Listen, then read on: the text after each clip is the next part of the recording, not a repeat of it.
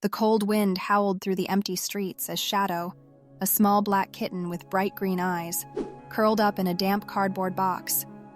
His fur was matted, and his tiny body shivered from hunger and exhaustion. Once, he had a warm home. A little boy named Ethan had found him when he was just a few weeks old, abandoned near a grocery store. Ethan had begged his parents to let him keep the kitten, and for a while, Shadow was the happiest kitten in the world. He slept in a soft bed, played with colorful yarn, and purred loudly whenever Ethan stroked his fur. But happiness doesn't last forever. One day, Ethan's family had to move to another city. Their new apartment didn't allow pets.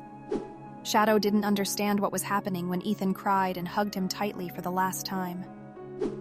"I'm sorry, Shadow," the boy whispered, leaving the kitten outside an animal shelter before running back to the car.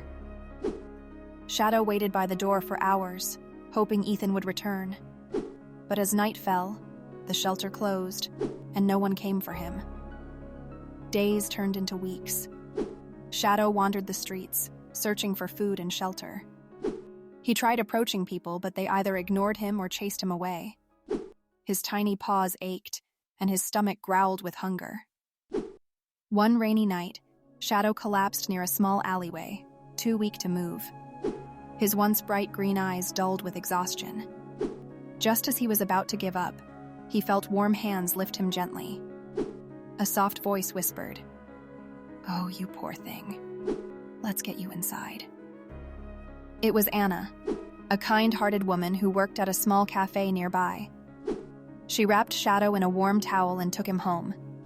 She fed him, dried his wet fur, and placed him in a cozy basket by the fireplace. For the first time in months, Shadow felt warmth, not just in his body, but in his heart. He still missed Ethan, but he knew he had found another home, a place where he wouldn't be left behind again.